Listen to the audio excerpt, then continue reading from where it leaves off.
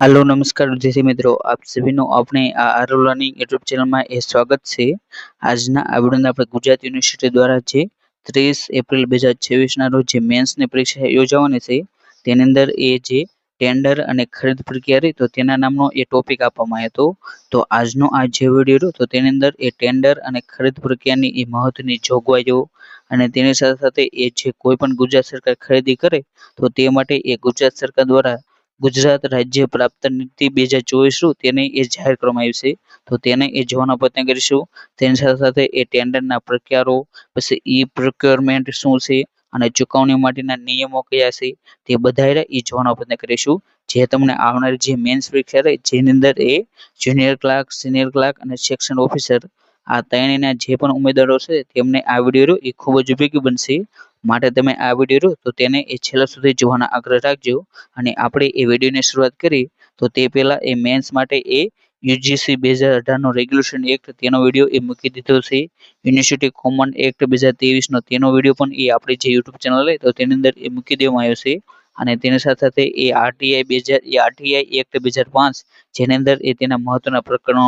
મહત્વની કલમો અને અગાઉ પૂછાયેલા જે પ્રશ્નો હતા તેનો વિડીયો એ તમને મળી જશે। આ ત્રણેય વિડીયો એ તમારે એકવાર અવશ્ય જોઈ લેવા અને તેને જોવા માટેની લિંક રહી એ જે આ વિડીયો તો તેના એ ડિસ્ક્રિપ્શન બોક્સમાં મળી જશે। તો ત્યાંથી તમારે ત્રણેય વિડીયો એને એ જોઈ લેવા અને તેની પીડીએફ ડાઉનલોડ કરવાની લિંક રહે તે પણ એ આપણી જે ડિસ્ક્રિપ્શન બોક્સ તો તેની અંદર એ મૂકી દેવામાં આવ્યું છે। તો ત્યાં જેને આ વિડીયો રહ્યા તો તેની એ પીડીએફ રહી એ તમે ડાઉનલોડ એ કરી શકો છો। અને હવે એ વિડીયોની શરૂઆત કરીએ તો તેની અંદર એ સૌથી પહેલા તો જે ટેન્ડર પ્રસિદ્ધ કરવા બાબતે જે મહત્વની જે જોગવાઈ રહી તો તેને એ જોવાનો પ્રયત્ન કરીશું। તો તેની અંદર એ વાત કરીએ કે રાજ્ય સરકારના વિભાગો, કચેરીઓ, બોર્ડ, કોર્પોરેશન સંસ્થાઓ દ્વારા થતી 10 લાખ ઉપરની ખરીદી માટે જે ઓનલાઈન ઈ ટેન્ડર ખરીદ પ્રક્રિયા રહી એ 1/4/2007 થી એ અમલમાં આપવામાં આવી છે। એટલે કે જે ઈ ટેન્ડરની જે પ્રક્રિયા રહી તો તેનો અમલ એ 1 એપ્રિલ 2007 થી એ લાગુ થઈ ગયો છે। જેની અંદર એ 10 લાખ કે તેથી ઉપરની ખરીદી હોય તો તે માટે એ ઈ ટેન્ડર એ જાહેર કરવું એ ફરજિયાત છે। તેની અંદર એ પહેલું કે ટેન્ડર પ્રસિદ્ધિનો સમયગાળો રહ્યો એ ઓછામાં ઓછો 21 દિવસનો એટલે કે જેને 3 અઠવાડિયાનો એ રાખવાનો રહેશે। અને જે આ 21 દિવસનો સમયગાળો રહ્યો એ જે સામાન્ય ટેન્ડર હોય તો તેની માટે એ રાખવામાં આવ્યો છે। ત્યારબાદ બીજું કે તત્કાલ ખરીદીના કિસ્સામાં એ ટેન્ડર પ્રસિદ્ધિનો સમયગાળો રહ્યો એ ઓછામાં ઓછો 7 દિવસનો એ રાખવાનો રહેશે। અને તત્કાલ ખરીદી હાથ ધરવા અંગે એ વિભાગના સચિવનું નિયમિત જે પ્રમાણપત્ર મેળવ્યા બાદ એ તત્કાલ ખરીદીની જે કાર્યવાહી રહી એ હાથ એ ધરવાની રહેશે। એટલે કે જે કોઈ પણ વિભાગ હોય તો તેને એ તત્કાલ ખરીદી કરવી પડે તો તેનો સમયગાળો રહ્યો એ 21 દિવસથી ઘટાડી શકાય છે, પરંતુ તે ઓછામાં ઓછો રહ્યો એ 7 દિવસનો તો એ રાખવાનો જ રહેશે। ત્યારબાદ ત્રીજું કે અસાધારણ પ્રકારની તત્કાલ ખરીદી જેવા કે રોગચાળો, કુદરતી આપત્તિઓ, રમખાણો વગેરેમાં એ જે અસાધારણ પ્રકારની જે તત્કાલ ખરીદી કરવાની થાય તો તેવા સંજોગોમાં એ ટેન્ડર પ્રસિદ્ધિનો સમયગાળો રહ્યો તો તેને એ 7 દિવસથી પણ એ ઘટાડી રાખવા માટે એ વિભાગના સચિવ દ્વારા એ તત્કાલ ખરીદીના પ્રમાણપત્રમાં એ ખાસ સંજોગો અને ખરીદીની એ જરૂરિયાત દર્શાવતા કારણો તે એ જણાવવા જરૂરી છે। તેથી એ તમે 7 દિવસથી પણ એ ઓછા સમયમાં એ ટેન્ડર તેને પ્રસિદ્ધ કરીને એ તમે ખરીદી એ કરી શકો છો। ત્યારબાદ ચોથું કે ઓનલાઈન ટેન્ડરની ઈ પ્રોક્યોરમેન્ટ માટે એ નિયુક્ત કરવામાં આવેલ service provider nodal agency encode solution તો જે એ ડિવિઝન ઓફ એનએફસીએલ લિમિટેડ એટલે કે જેનું પૂરું નામ એ ગુજરાત નર્મદા વેલી ફર્ટિલાઇઝર એન્ડ કેમિકલ લિમિટેડ તો તેની એ પેટા વિભાગ જે એનકોડ સોલ્યુશન તો તેના દ્વારા ઈ પ્રોક્યોરમેન્ટ જે વેબસાઇટ તે એ બનાવવામાં આવી છે। જેની અંદર એ ઈ ટેન્ડરની જે પ્રક્રિયા રહી તો તેની અંદર એ હાથ ધરવામાં આવશે। ત્યારબાદ પાંચમું કે 1 લાખ કે તેથી વધુ રકમની ખરીદી માટે એ પ્રસિદ્ધ કરાયેલ ટેન્ડરની પ્રસિદ્ધિ માટે એ બહોળા પ્રમાણમાં પ્રચાર કરવો જરૂરી છે। અને તેની જાહેરાત એ ગુજરાતી તથા જે અંગ્રેજી ન્યૂઝપેપર હોય તો તેની અંદર એ તમારે આપવાની રહેશે। ત્યારબાદ એ છઠ્ઠું કે ખરીદી કે સેવાકીય બાબતો અંગે એ ટેન્ડર પ્રસિદ્ધ કરનાર કચેરીએ એ ઈ ટેન્ડરિંગ કચેરી તરફથી એ અંદાજિત કિંમત, કુલ ખર્ચ તથા ચાલુ નાણાકીય વર્ષની બજેટની જોગવાઈ તેમજ વહીવટી મજૂરી વગેરે ચકાસી એ ટેન્ડર એ પ્રસિદ્ધ કરવાનું એ રહેશે। ત્યારબાદ એ સાતમું કે રાજ્ય સરકારે એ ખરીદી અંગે એ ટુ બીડ સિસ્ટમ રહે તે એ અપનાવેલી છે। જેની અંદર એ 2 બીડ એ કરવામાં આવશે। જેની અંદર એક બીડ એ ટેકનિકલ બીડ હોય છે અને બીજી રે એ કોમર્શિયલ બિડ હોય છે અને તમામ ડોક્યુમેન્ટ્સ ટેન્ડર ફી અને EMC ભર્યા પછી એ સૌથી પહેલા તો જે ટેકનિકલ બિડ રે તો તેને એ ખોલવામાં આવશે. ત્યારબાદ એ કોમર્શિયલ બિડ હોય તો તેને એ ઓપન કરવામાં આવશે અને જે આ બંને બિડ રે તો તેમાંથી એ જે ન્યૂનતમ દરની ઓફર જે L1 હોય તો તેને એ સ્વીકારવામાં આવશે. ત્યારબાદ એ 8મું કે ટેન્ડરની વેલિડિટીનો પીરિયડ રહ્યો એ ઓછામાં ઓછો એ 90 દિવસનો રહ્યો એ રાખવો જોઈએ. ત્યારબાદ 9મું કે જેની અંદર એ ટેન્ડર ફી એ વાત કરવામાં આવી છે અને જે પણ એ ટેન્ડરની અંદાજિત કિંમત હોય તો તેને ધ્યાનમાં લઈ આ જે ફી એ નક્કી કરવામાં આવશે. જેની અંદર જો ટેન્ડર એ 10 લાખ સુધીનું હોય તો તેની માટે એ 500 રૂપિયા, 10 લાખથી એ 50 લાખ સુધીનું હોય તો તેની અંદર એ 100 રૂપિયા 1000 રૂપિયા એ ટેન્ડર ફી રાખેલી છે. અગર જે 10 લાખથી એ 50 લાખ હોય તો તેની અંદર 1000 રૂપિયા, જ્યારે 50 લાખથી એ 100 લાખ એટલે કે જે 1 કરોડ સુધીનું હોય તો તેની અંદર એ 2000 રૂપિયા એ ટેન્ડર ફી રાખેલી છે. જ્યારે 1 કરોડથી વધુનું ટેન્ડર હોય તો તેની અંદર એ 5000 રૂપિયા એ ટેન્ડર ફી એ રાખેલી છે. ત્યારબાદ એ 10મું જેનું નામ છે EMD જેને પૂરું ફોર્મ રહ્યું એ અર્નેસ્ટ મની ડિપોઝિટ તરીકે ઓળખવામાં આવશે અને ખરીદી હેઠળની આઇટમમાં એ કુલ મૂલ્યના 3% રહી એ EMD એ રાખવાની રહેશે અને EMD એ બેંક ગેરંટી સ્વરૂપમાં એ આપવામાં આવશે અને તેવા કિસ્સામાં એ તેની મુદત એ 6 માસની એ રાખવાની રહેશે અને રાજ્યના લઘુ ઉદ્યોગ એકમો દ્વારા એ ટેન્ડર હેઠળની આઇટમનું ઉત્પાદન કરતા હોય અને ઉત્પાદન પ્રવૃત્તિ માટે એ MSME પોર્ટ 2માં એ માઇક્રો એન્ડ સ્મોલ એન્ટરપ્રાઇઝ તરીકે એ રજિસ્ટ્રેશન મેળવેલું હોય અને CSPO NSIC અથવા તો DGS&D રજિસ્ટ્રેશન મેળવેલું હોય તો તે અંગે તેમના રજિસ્ટ્રેશન સર્ટિફિકેટ જો તે એ રજૂ કરે તો તેમને એ EMD રહે તો તેમાંથી એ રાહત આપવામાં આવશે અને નીચેના કિસ્સામાં એ રકમ રહે એ તમારે એ 15 દિવસમાં રહે એ પરત કરવાની રહેશે. જ્યારે ટેન્ડર એ નામંજૂર કરવામાં આવે અથવા તો ઇગ્નોર કરવામાં આવે અથવા તો જે પેઢી અથવા એકમને ઓર્ડર આપવામાં આવેલો હોય તેને એ સિક્યુરિટી ડિપોઝિટ ભરવામાંથી એ મુક્તિ આપવામાં આવી હોય તો તેમની રકમ રહે એ તમારે એ 15 દિવસમાં એ પરત કરવાની રહેશે. બીજું કે જે પેઢી અથવા તો એકમને ઓર્ડર આપવામાં આવેલો હોય તેણે એ સિક્યુરિટી ડિપોઝિટની રકમ એ જમા કરેલો હોય તો તેમને પણ એ EMD ની રકમ રહે એ 15 દિવસમાં એ પરત કરવાની રહેશે. જે કિસ્સામાં એ ટેન્ડર એ ફરી મગાવવામાં આવ્યા હોય એટલે કે જે બંધ કરવામાં આવ્યા હોય તો તેવા કિસ્સામાં પણ એ EMD ની રકમ રહે એ 15 દિવસમાં એ પરત કરવાની રહેશે. ત્યારબાદ એ 11મું કે ખરીદી હેઠળની આઇટમમાં એ કુલ મૂલ્યના 5% રહી એ સિક્યુરિટી ડિપોઝિટ રહી એ રાખવાની રહેશે અને મુદત ખરીદી હેઠળની આઇટમના એ વોરંટી પીરિયડ પૂર્ણ થાય ત્યાં સુધીનો એ સમયગાળો રહ્યો એ તેની અંદર એ મેળવવાનો રહેશે અને તેની અંદર એ વાત કરીએ કે રાજ્યના લઘુ ઉદ્યોગ એકમો દ્વારા એ ટેન્ડર હેઠળની આઇટમનું ઉત્પાદન કરતા હોય અને ઉત્પાદન પ્રવૃત્તિ માટે એ MSME પોર્ટ 2માં એ માઇક્રો એન્ડ સ્મોલ એન્ટરપ્રાઇઝ તરીકે એ રજિસ્ટ્રેશન મેળવેલું હોય અને CSPO અથવા તો NSIC અથવા તો DGS&D રજિસ્ટ્રેશન મેળવ્યું હોય તો તેવા એકમો પાસેથી એ 2 લાખથી ઓછી રકમની ખરીદી માટે એ સિક્યુરિટી ડિપોઝિટ એ લેવાની એ રહેશે નહીં અને 2 લાખ કે તેથી વધુ રકમની ખરીદી માટે એ 5% ને બદલે એ 3% રહે એ સિક્યુરિટી ડિપોઝિટ એ લેવાની રહેશે. કે તમારે આ જે 11 મળ્યું તો તેને એ ખાસ કરીને યાદ રાખવું. ત્યારબાદ 12મું કે બિડર પેઢીઓનું એ છેલ્લા 2 વર્ષ પૈકીનું એ કોઈ પણ એક વર્ષનું ટર્નઓવર રહ્યું એ ટેન્ડરમાં દર્શાવેલ ખરીદી માટેની આઇટમની અંદાજિત કુલ કિંમતના એ ઓછામાં ઓછા 50% જેટલું એ રકમનું રહ્યું એ તેમનું એ ટર્નઓવર હોવું જોઈએ અને તેવી શરત રહે એ છે ટેન્ડરની જે શરતો હોય તો તેની અંદર એ તમારે રાખવાની રહેશે. ત્યારબાદ 13મું કે રેટ કોન્ટ્રાક્ટર હેઠળની આઇટમની ખરીદી માટે એ RC હોલ્ડર પેઢી પાસેથી એ સિક્યુરિટી ડિપોઝિટની રકમ રહે એ મેળવવાની રહેતી નથી. એટલે કે જે રેટ કોન્ટ્રાક્ટર એટલે કે એવા કોન્ટ્રાક્ટર એટલે કે કોઈ પણ વસ્તુ તમે ખરીદી તો તેની પાસેથી એ તમે બીજી પણ એ વસ્તુ ખરીદો તો તેવા જે કોન્ટ્રાક્ટર હોય તો તેને એ રેટ કોન્ટ્રાક્ટર તરીકે ઓળખવામાં આવશે. ત્યારબાદ એ 14મું કે સોલિટરી ઓફર એટલે કે એક જ ટેન્ડર મેળવેલ હોય અથવા તો તાંત્રિક ચકાસણીમાં એક જ ટેન્ડર એ સ્વીકાર્યું હોય તેવા કિસ્સામાં પણ એ બિડર પેઢીનું ફાઇનાન્શિયલ બિડ એ તમારે એ ઓપન કરવાનું રહેશે અને ખરીદી અંગેના આખરી નિર્ણય માટે એ ભાવના વાજબીપણાનો એ તમારે એ આધાર લેવાનો રહેશે.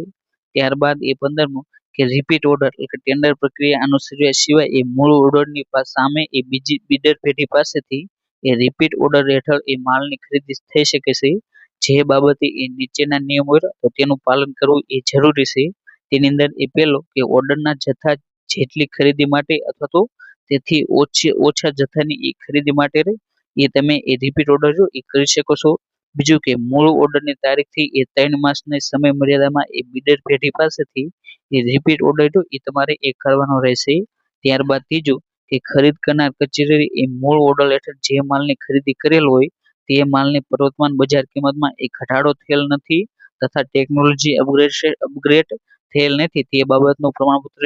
તે એ રજૂ કરવાનું એ રહેશે. ત્યારબાદ ચોથું કે રિપીટ ઓર્ડર માટે એ આમની જે મંજૂરી છે એ તમારે એ લેવાની રહેશે. જેની અંદર જો તમે એ રિપીટ ઓર્ડર એ 5 લાખ સુધીનો હોય તો તેની અંદર એ ખાતાકીય ખરીદ સમિતિ હોય તો તેની એ મંજૂરી લેવી. 5 લાખથી વધુ અને 15 લાખ સુધીનો જે રિપીટ ઓર્ડર હોય તો તેની અંદર એ સચિવની જે ખાતાકીય ખરીદ સમિતિ હોય તો તેની એ તમારે મંજૂરી લેવાની રહેશે. અને જે 15 લાખથી વધુની એક રિપીટ ઓર્ડર કરો તો તેવા કિસ્સામાં એ સચિવોની જે ખરીદ સમિતિ હોય તો તેની એ મંજૂરી એ તમારે એ લેવાની રહેશે. અને ઇમરજન્સી પરચેઝ તથા રેટ કોન્ટ્રાક્ટર હેઠળ એ થતી ખરીદીઓને એ રિપીટ ઓર્ડર માટેની એ જોગવાઈઓ એ લાગુ પડશે નહીં. અને પાંચમું કે તેમાં જેટલો વધારો જથ્થો એ ખરીદવાનો હોય તેના પ્રમાણમાં એ વધારાની જે સિક્યુરિટી ડિપોઝિટ એ તમારે એ મગાવવાની એ રહેશે. ત્યારબાદ એ 16મું કે બ્રાન્ડેડ આઇટમની ખરીદી માટે એ સચિવોની જે ખરીદ સમિતિ હોય તો તેની મંજૂરી એ લેવાની એ રહેશે. બ્રાન્ડેડ આઇટમો એટલે કે જે એપલના ટેબ્લેટ, એપલની વોચ તેની એ જો તમારે ખરીદી કરવી હોય તો તેની માટે એ જે સચિવોની જે ખરીદ સમિતિ હોય તો તેની મંજૂરી એ લેવી જરૂરી છે. અને અહીં તમને જે પણ એ સૂચનાઓ આપવામાં આવી તો આ સૂચનાઓનું એ સુસ્ત અમલીકરણ થાય છે કે નહીં તે જોવાની જવાબદારી એ CSPO કચેરી તો તેની એ રહેશે. અને તેનો એ કોઈ પણ કંપની એ ભંગ કરે તો ભંગનો અહેવાલ એ CSPO કચેરી દ્વારા એ ઉદ્યોગ અને ખાણ વિભાગ તો તેને એ આપવાનો રહેશે. આપણે ટેન્ડર ઘોષિત કરવા બાબતે જે મહત્વની જે જોગવાઈ હતી તો તેને જોયા બાદ એ ઈ પ્રોક્યોરમેન્ટ સિસ્ટમ તો તેના પરિચયની વાત કરી તો જે 1 જાન્યુઆરી 2007 થી એ 50 લાખ કે તેથી વધુ મૂલ્યના વ્યવહારો પર એ જે ઈ પ્રોક્યોરમેન્ટ સિસ્ટમ તો તેને એ લાગુ કરવામાં આવી હતી. 1 મે 2007 થી એ 25 લાખ કે તેથી વધુ મૂલ્યના વ્યવહારો હોય તો તેના પર એ ઈ પ્રોક્યોરમેન્ટ જે સિસ્ટમ તો તેને એ લાગુ કરવામાં આવી હતી. અને 1 જૂન 2007 થી એ 10 લાખ કે તેથી વધુ મૂલ્યના જે ટેન્ડર હોય તો તેના ઉપર એ ઈ પ્રોક્યોરમેન્ટ સિસ્ટમ તો તેને એ લાગુ કરવામાં આવી હતી. અને હાલમાં જે આ 10 લાખ કે તેથી વધુ છે તો તેની જગ્યાએ એ 5 લાખ એ કરવામાં આવ્યા છે. અને જે આ ઈ પ્રોક્યોરમેન્ટ સિસ્ટમ એટલે કે એવી સિસ્ટમ કે જેની અંદર આ જે ઈ ટેન્ડર હોય તો તે બધા એક જ વેબસાઇટ ઉપર આપવામાં આવે તો તેવી જે સિસ્ટમ હોય તો તેનું નામ ઈ પ્રોક્યોરમેન્ટ સિસ્ટમ એ આપવામાં આવી છે. અને તેનો ઉપયોગ એ વસ્તુની ખરીદી કરવા, બાંધકામના કાર્યો હોય તો તેના એ ટેન્ડરો સંબંધિત બાબતોની એ ખરીદી કરવા, આઉટસોર્સિંગથી એ કોઈ પણ જરૂરિયાત હોય તો તેને એ ભરવા માટે, વસ્તુની હરાજી કરવા માટે, પ્લોટ અથવા તો જમીનની હરાજી કરવા માટે આ જે ઈ પ્રોક્યોરમેન્ટ સિસ્ટમ તો તેનો એ ઉપયોગ કરવામાં આવશે.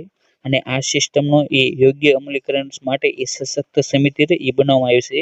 જેની અંદર એ જે ગુજરાત રાજ્યના જે મુખ્ય સચિવ હોય તો તે તેના એ અધ્યક્ષ હોય છે. અને તેના અન્ય સભ્યોની વાત કરીએ તો તેની અંદર એ નાણાં વિભાગના એ અધિક મુખ્ય સચિવ, આરોગ્ય વિભાગના એ અધિક મુખ્ય સચિવ, પછી નાણાં અને ઉદ્યોગ વિભાગ તો તેના એ મુખ્ય સચિવ, પછી જળ સંસાધનના એ અગ્ર સચિવ, પછી વિજ્ઞાન અને ટેકનોલોજી વિભાગના એ સચિવ, પછી R&B ના એ સચિવ અને ખર્ચ વિભાગ તો તેના એ મુખ્ય સચિવ એ તેના એ સભ્યો હોય છે. જ્યારે અધિક કમિશનર ઉદ્યોગ અને CSPO તો તેના એ અધિક કમિશનર એ તેના એ સભ્ય સચિવ હોય છે. કે આ તમારી જે સશક્ત સમિતિ તો તે તેનું એ અમલીકરણ યોગ્ય રીતે થાય છે કે નહીં તો તેનું એ ધ્યાન રાખે છે. ત્યારબાદ જે આ સશક્ત સમિતિ તો તેનો અહેવાલ એ જે એનકોડ સોલ્યુશન જે કંપની તો તેના દ્વારા એ અધિક ઉદ્યોગ કમિશનર અને જે CSPO તો તેને એ મોકલવાનો રહેશે. અને જે આ ઈ પ્રોક્યોરમેન્ટ સિસ્ટમ તો તેના ફાયદા એ સમય અને નાણાંની બચત થાય છે. અને જે ટેન્ડર ખરીદી માટે જે વસ્તુઓની જે ખરીદ ચક્ર હોય તો તેને એ ટૂંકું બનાવે છે. આ તેના એ ફાયદાઓ છે. અને ઈ પ્રોક્યોરમેન્ટ કામગીરી માટે એ મુખ્યત્વે 3 ઘટકો એ રાખવામાં આવે છે. જેની અંદર એ પહેલું કે તેની માટે એ અલગથી એપ્લિકેશન સોફ્ટવેર છે. બીજું કે હોસ્ટિંગ અને બેન્ડવિડ્થ તો તે તેની અંદર એ સારી રીતે એ કામ કરે છે. ત્રીજું કે તેની અંદર એ સુરક્ષા અને કાનૂની પવિત્રતા એ જળવાઈ એ રહે છે. આ 3 એ તેના એ મુખ્ય ઘટકો છે. ત્યારબાદ આપણે જે ટેન્ડર તો તેને એ કઈ રીતે ભરવું તો તેના એ મુખ્યત્વે જે પગલાઓ તો તેની વાત કરીએ તો તેની અંદર એ સૌથી પહેલા તો એ પોર્ટલ પર જે વિક્રેતા હોય વિક્રેતા તો તેની એ નોંધણી કરવામાં આવશે. ત્યારબાદ એ બીજું પગલું કે DSC એટલે કે ડિજિટલ સિગ્નેચર સર્ટિફિકેટ તે એ તમારે ડાઉનલોડ કરવાનું રહેશે. ત્યારબાદ એ ત્રીજું પગલું જેની અંદર એ યોગ્ય ટેન્ડર એ તમારે એ શોધવું. ત્યારબાદ ચોથું કે ટેન્ડર દસ્તાવેજને એ સંપૂર્ણ રીતે એ તમારે સમજવું એટલે કે જે ટેન્ડર આપવામાં આવ્યું છે તેની અંદર એ કયા કયા દસ્તાવેજો અને કઈ કઈ રકમ છે તે તમારે એ સંપૂર્ણ રીતે એ સમજવું. ત્યારબાદ પાંચમું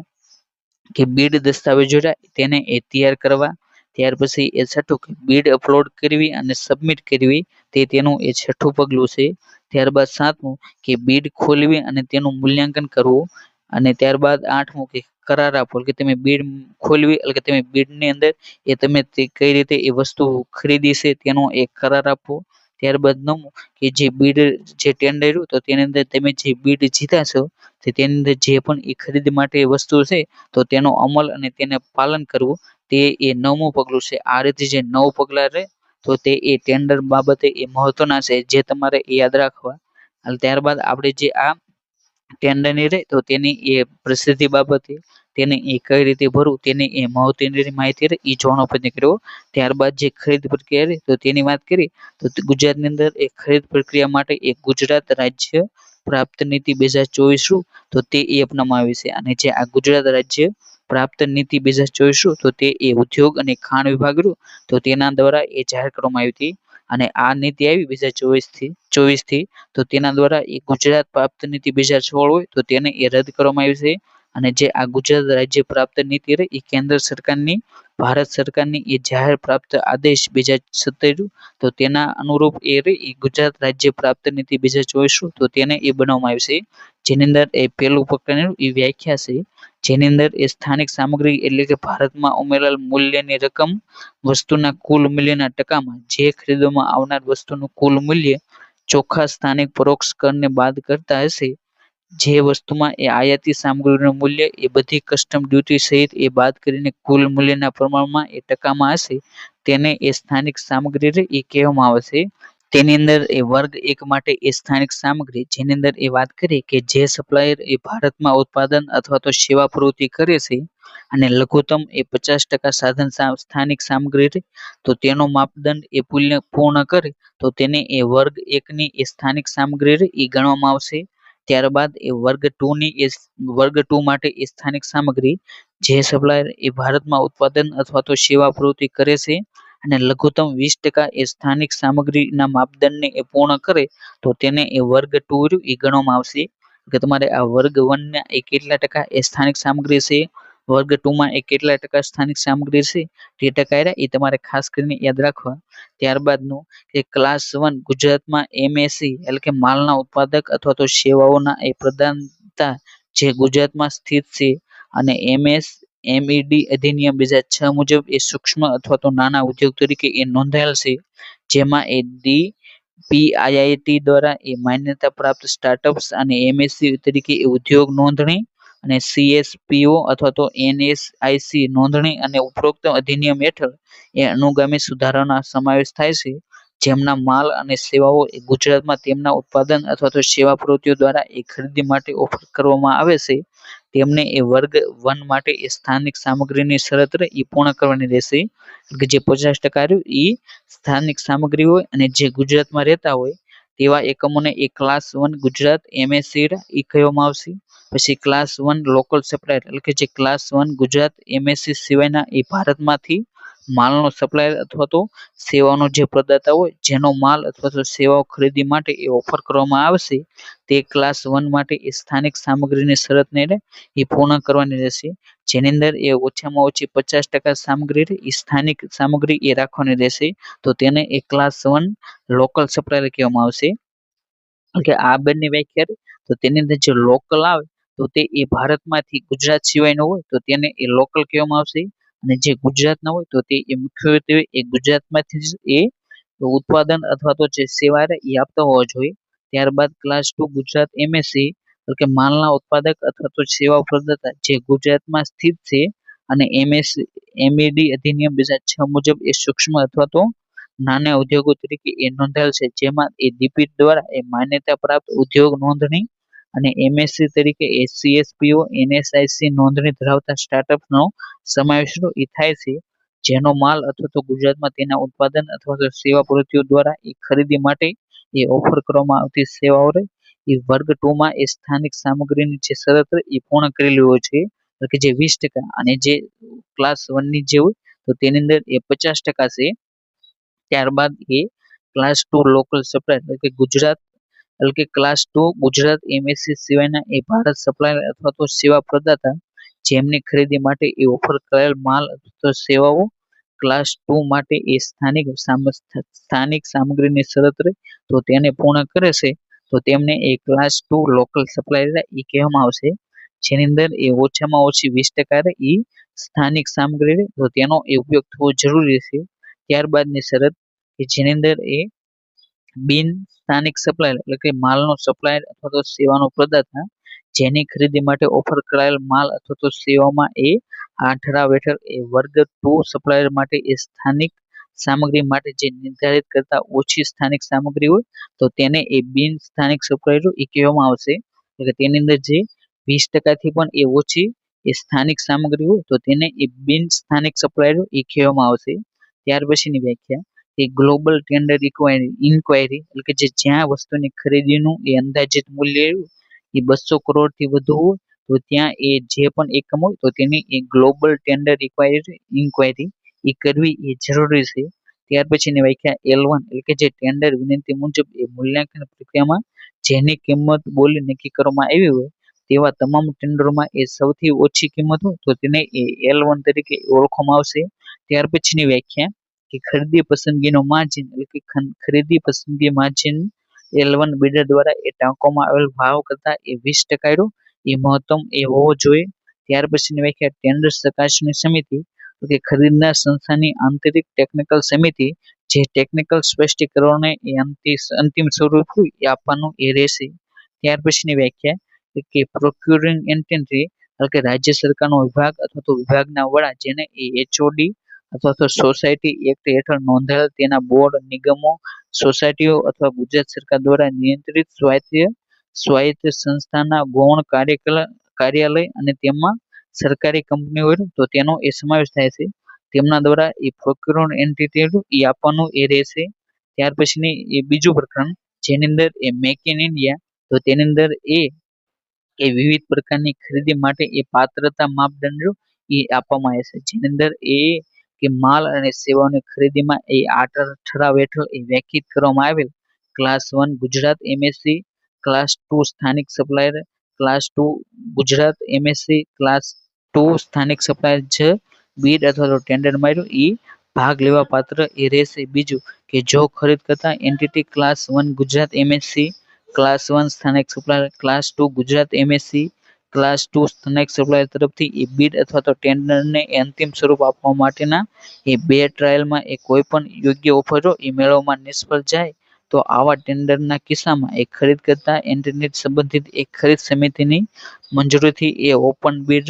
તે તરીકે એ મંગાવાઈ શકે છે. સી કે ગ્લોબલ ટેન્ડર પૂછપરછમાં એ બિન સ્થાનિક સપ્લાયર પણ એ ક્લાસ 1 ગુજરાત એમએસસી, ક્લાસ 1 સ્થાનિક supplier, class 2 Gujarat MSC, class 2 સ્થાનિક સપ્લાયર માટે એ બીડ કરવા પાત્ર એ રહેશે. ત્યારબાદ ડી કે સામાન્ય રીતે ફક્ત ઇન્ડિયન 200 કરોડથી વધુની ખરીદીઓની એ વસ્તી માટે વસ્તુ હોય તો તેની ખરીદ 200 કરોડથી વધુની વસ્તુ ખરીદો તો તે માટે એ ગ્લોબલ ટેન્ડર ઇન્ક્વાયરી એ બહાર પાડવામાં આવશે, અને ચોક્કસ તકનીકી આવશ્યકતાના કિસ્સામાં એ બિન ભારતમાં વસ્તુઓની ઉપલબ્ધતા અને જો ભારતની બહાર એ ખરીદી કરવી ફરજિયાત હોય તો સચિવોની એ ખરીદ સમિતિ એટલે કે જે એસએફસી તો તેની એ પૂર્વ મંજૂરી માટે એ 200 કરોડથી ઓછી કિંમત હોય તે માટે પણ એ વૈશ્વિક ટેન્ડરની પૂછપરછ એ કરી શકાય છે. અને ખરીદમાંથી એ મુક્તિ તો જેની અંદર એ 5 લાખ રૂપિયા સુધીની એ ખરીદને એ કલમ 2 માંથી એ મુક્તિ આપવામાં આવશે. જો કે ખરીદી કરતી સંસ્થાઓ દ્વારા એ ખાતરી કરવામાં આવશે કે ઉપરોક્ત કલમ 2A ની જોગવાઈઓને એ ટાળવા માટેની એ ખરીદનું વિભાજન તો તે એ ન કરવામાં આવે. ત્યારબાદ બી કે પ્રાપ્તિ અને સ્પષ્ટીકરણ. ત્યારબાદ સી કે સ્થાનિક સામગ્રીની એ ચકાસણી જેની અંદર એ કે ક્લાસ 1 ગુજરાત એમએસસી, ક્લાસ 1 સ્થાનિક supplier, class 2 Gujarat MSC, class 2 સ્થાનિક સપ્લાયર એ ટેન્ડર બિડિંગ અથવા તો સોલિસિટેશન સ્થાનિક સામગ્રીની ટકાવારી દર્શાવવી પડશે અને પ્રમાણપત્ર તે પણ એ આપવું પડશે. અને ઓફર કરાયેલ વસ્તુ એ સ્થાનિક સામગ્રીની જરૂરિયાતને પૂર્ણ કરે છે. તેઓએ તે રકમની વિગતો પણ એ પ્રદાન કરવાની રહેશે જે આ સ્થાનિક મૂલ્યવર્ધન એ કરવામાં આવી રહ્યું હોય. ત્યારબાદ બી કે 10 કરોડ રૂપિયાથી વધુ મૂલ્યની ખરીદીના કિસ્સામાં એ class 1 Gujarat MSC, class 1 local supplier, class 2 Gujarat MSC, class 2 local supplier એ કંપનીના કાયદાકીય ઓડિટ અથવા તો ક્રોસ્ડ ઓડિટ પાસેથી એ પ્રમાણપત્ર આપવું જરૂરી રહેશે જો કંપની એક્ટ હેઠળ નોંધાયેલ હોય. જ્યારે અન્ય એન્ટિટી કિસ્સામાં એ સપ્લાયરે સ્થાનિક સામગ્રીની ટકાવારી એ પ્રમાણિત કરતા પ્રોક્સિન કોસ્ટ એકાઉન્ટ અથવા તો પ્રેક્સિન ચાર્ટર્ડ એકાઉન્ટ પાસેથી એ પ્રમાણપત્ર એ આપવું એ જરૂરી રહેશે. સી કે ટેકનિકલ સમિતિ એટલે કે ટેન્ડર ચકાસણી સમિતિ જેની અંદર એ 100 કરોડ રૂપિયા કે તેથી વધુની બીડ કિંમત ધરાવતા તમામ કેસ માટે એ સ્થાનિક સામગ્રી ચકાસણી એ કરવાની એ રહેશે અને 10 કરોડથી એ ઓછી બીડ ધરાવતા તમામ કેસોમાં એ રેન્ડમલી સામગ્રીની એ ચકાસણી એ કરી શકે છે. જો જરૂરી હોય તો સંબંધિત ખરીદી સમિતિ સ્વ-ઘોષણાઓ અથવા તો ઓડિટ અથવા તો ચાર્ટર એકાઉન્ટના પ્રમાણપત્રોની સ્વ-ચકાસણી તે માટે એ આંતરિક અથવા તો બાહ્ય નિષ્ણાતોની નોમિનેટ એ કરી શકે છે. ત્યારબાદ ડી કે ખોટી ઘોષણા અથવા તો પ્રમાણપત્રના નીતિના અમલ માટે એ કલમ 2C ના ઉલ્લંઘન તરફથી એ દોરી જશે જેના માટે એ બોલી લગાવનાર અથવા તો તેના અનુગામીઓને એ કાયદા હેઠળ માન્ય હોય તેવી અન્ય કાર્યવાહી માટે એ 2 વર્ષ સુધી એ પ્રતિબંધ એ કરવામાં આવશે. અને પ્રતિબંધ ખરીદી માર્ગદર્શિકા 2004 ની જોગવાઈઓ અનુસાર એ ઉદ્યોગ અને ખાણ વિભાગો તો તેની એ સંમતિ લઈ લેવામાં આવશે. ત્યારબાદ કે આ ઠરાવથી એ કોઈ પણ જોગવાઈના ઉલ્લંઘન બદલ એ કોઈ પણ ખરીદ સંસ્થા દ્વારા એ પ્રતિબંધ કરાયેલ સપ્લાયર પ્રતિબંધના સમયગાળા માટે એ રાજ્ય સરકારની કોઈ પણ ખરીદ સંસ્થા દ્વારા એ ખરીદી માટેના જો ટેન્ડર હોય તો તેની અંદર એ તમે એ ભાગ લઈ શકશો નહીં. ત્યારબાદ ડી કે તબક્કાવાર સ્વદેશીકરણ માટે એ લાયસન્સ ટેકનોલોજી સહયોગ કરાર હેઠળ એ ઉત્પાદન લઘુત્તમ સ્થાનિક સામગ્રીને સૂચિત કરતી વખતે એ સચિવ ખરીદ સમિતિ કે જે એસપીસી સપ્લાયને એ નિર્ધારિત સ્થાનિક સામગ્રીને એ પૂર્ણ કરવાથી એ મુક્તિ આપવા માટે એ ખાસ જોગવાઈ એ કરી શકે છે. જો ઉત્પાદન એ ભારતમાં બૌદ્ધિક સંપદા અધિકારો ધરાવતા વૈશ્વિક ઉત્પાદનના લાયસન્સ હેઠળ એ બનાવવામાં આવી રહ્યું હોય અને જ્યાં એ વિદેશમાં વિકસિત ઉત્પાદન સ્વદેશી ઉત્પાદન માટે એક ટેકનોલોજી એ સહયોગ કરાર અથવા તો ટેકનોલોજી કરાર ટ્રાન્સફર હોય જેમાં એ સ્થાનિક સામગ્રીમાં એ સ્પષ્ટ એ તબક્કાવાર એ વધારો થાય છે. કે બધા વહીવટી વિભાગો જેમની ખરીદી વાર્ષિક એ 100 કરોડથી વધુ છે તેઓ એ આગામી 6 વર્ષ માટે એ દર વર્ષે તેમની ખરીદ અંદાજો જેમાં એ પીએસઈએસ અને પીએસયુનો એ સમાવેશ થાય છે તેમની સંબંધિત એ વેબસાઇટ એ સૂચિત અને અપડેટ એ કરવાની રહેશે. ત્યારબાદ એ ત્રીજું કે બોલી લગાવનારનું એ ટર્નઓવર તો છેલ્લા 3 વર્ષ દરમિયાન એ બોલી લગાવનારનું એ ઓછામાં ઓછું સરેરાશ વાર્ષિક નાણાકીય ટર્નઓવર અથવા તો વાસ્તવિક ઉત્પાદન એ બોલી લગાવવાના મૂલ્ય કરતાં એ ઓછામાં ઓછું એ બમણું હોવું જોઈએ અને સંબંધિત સમયગાળા માટે એ નાણાકીય ટર્નઓવર અથવા તો વાસ્તવિક ઉત્પાદન વિગતો દર્શાવતા સંબંધિત સમયગાળાના એ પ્રમાણિત ઓડિટ બેલેન્સ શીટ અથવા તો ચાર્ટર્ડ એકાઉન્ટ અથવા તો કોસ્ટ એકાઉન્ટનું એ પ્રમાણપત્ર એ બીડ સાથે એ અપલોડ કરવાનું રહેશે. જો બોલી લગાવનારને એ રચના અથવા તો નિગમની તારીખથી એ 3 વર્ષથી એ ઓછી કરવામાં આવી હોય તો રચનાની તારીખથી એ પૂર્ણ થયેલ નાણાકીય વર્ષોના સંદર્ભમાં એ સરેરાશ નાણાકીય એ ટર્નઓવર અથવા તો વાસ્તવિક ઉત્પાદન એ આ માપદંડ હેઠળ એ ધ્યાનમાં લેવામાં આવશે અને આ જીઈએમ દ્વારા એ ખરીદી માટે પણ એ આ નિયમ લાગુ પડશે. ત્યારબાદ એ ચોથું પ્રકરણ જેની અંદર એ ટેન્ડર ફી અને ઈએમડીના માપદંડ એ તમને એ આપવામાં આવ્યા છે. જેની અંદર એ ટેન્ડર ફી તો તેની અંદર એ મુક્તિપાત્ર એ કોણ કોણ રહેશે તો તેની વાત કરીએ તો તેની અંદર એ પહેલું કે એમએસસી સેવા પૂરી પાડી રહ્યા છે અને તેના માટે એ ટેન્ડર પ્રક્રિયામાં એ સીધા ભાગ લેશે અને ખરીદી હેઠળની વસ્તુઓ અથવા તો સેવાના માટે એ ઉદ્યોગ નોંધણી ધરાવે છે અને સીએસપીઓ અથવા તો રાષ્ટ્રીય લઘુ ઉદ્યોગ નિગમ દ્વારા એ નોંધણી ધરાવતા હોય તો તેને એ ટેન્ડર ફી તો તેની અંદરથી એ મુક્તિ આપવામાં આવશે. ત્યારબાદ બીજું કે સ્ટાર્ટઅપ ઇન્ડિયા પ્રોગ્રામ હેઠળ એ દીપેમ દ્વારા માન્યતા પ્રાપ્ત કરે છે જેમણે એમએસસી તરીકે એમએસસી તો તેની અંદર એ ઉદ્યોગ તરીકે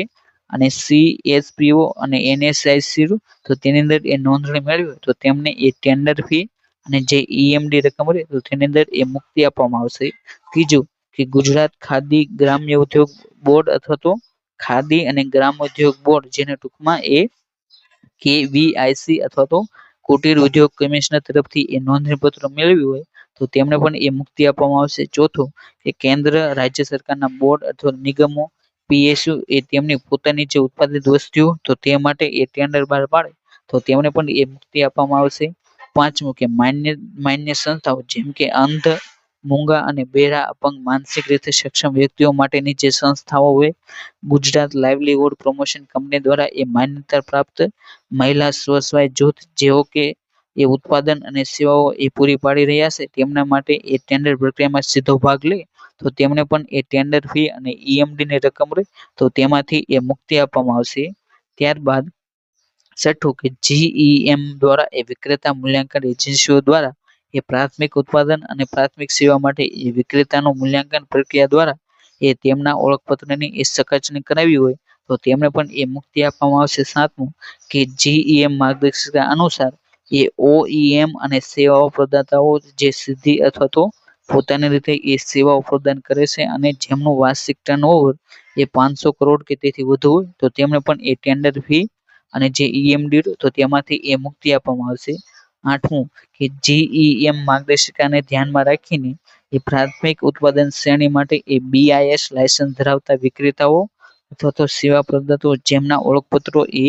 બીઆઈસી ડેટાબેઝ માન્ય હોય તો તેમને પણ એ મુક્તિ આપવામાં આવશે. આ આઠે આઠ રહ્યા તો તેમને એ ટેન્ડર ફી અને જે ઈએમડી રહે તો તેની રકમમાંથી એ મુક્તિ આપવામાં આવશે. ત્યારબાદ એ બી જેની અંદર એ ટેન્ડર ફી અને જે ઈએમડીની રકમ રહે તો તેની એ નક્કી કરવામાં આવશે અને જે ઈએમડી રહ્યું તો તેનું ફૂલ ફોર્મ એ અર્નેસ્ટ મની ડિપોઝિટ તે તેનું એ ફૂલ ફોર્મ થાય છે જે તમારે એ ખાસ કરીને યાદ રાખવું. અને ઉલ્લેખિત એ સાહસો સિવાયના એ સાહસો માટે જે ટેન્ડર પ્રક્રિયામાં એ ભાગ લેશે તો તેમની માટે એ ટેન્ડર ફી અને ઈએમડી એ જે તમને અહીં જે નીચે મુજબ જે કોષ્ટક આપવામાં આવ્યું છે તો તે મુજબની એ રહેશે જેની અંદર એ 25 લાખ સુધીનું જો ટેન્ડર હોય તો તેમને એ 1500 રૂપિયા એ ભરવાના રહેશે અને જો અને તેમની માટે એ ઈએમડી એ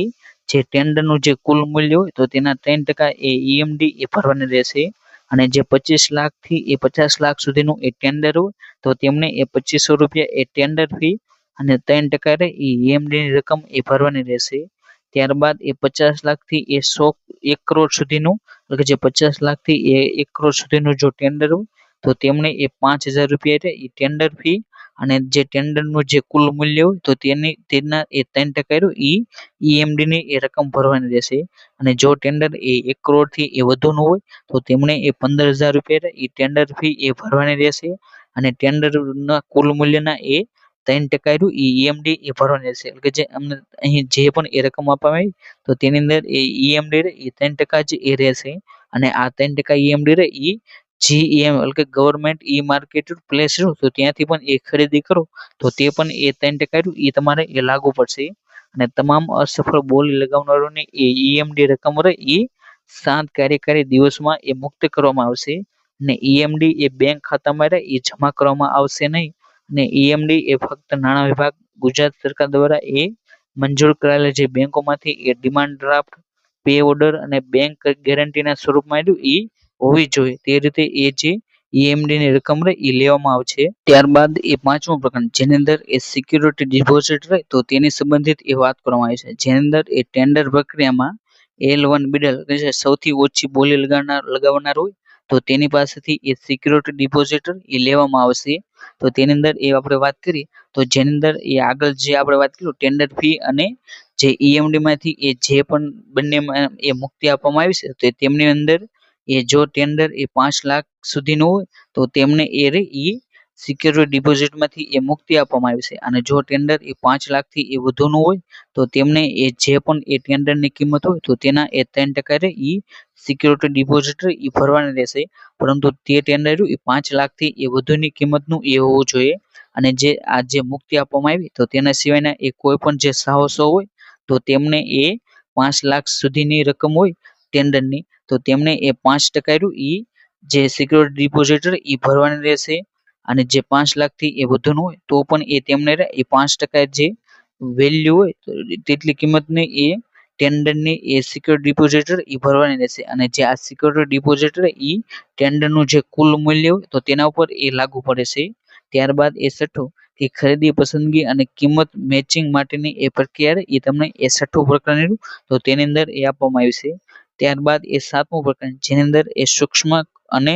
કુટીર અને નાના ઉદ્યોગો અને સ્ટાર્ટઅપ્સ માટે એ અનામત રહી એ કઈ કઈ વસ્તુ રાખવામાં આવી છે તો તેના સંબંધિત એ વાત કરવામાં આવી છે.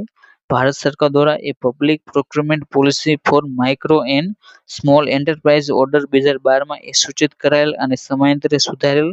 આ નીતિના એ પરિશિષ્ટ 2 મુજબ એ સૂક્ષ્મ કુટીર અને નાના ઉદ્યોગો દ્વારા એ ઉત્પાદિત અનામત માલની એક યાદી રહી એ તમને આપવામાં આવી છે, અને સ્ટાર્ટઅપ ઇન્ડિયા પ્રોગ્રામ હેઠળ એ ડીપીટી દ્વારા એ માન્યતા પ્રાપ્ત એમએસસી અને સ્ટાર્ટઅપ પાસેથી એ ખરીદવામાં આવશે, અને ઉદ્યોગ નોંધણી તેમજ સીએસપીઓ અથવા તો રાષ્ટ્રીય લઘુ ઉદ્યોગ નિગમ પાસેથી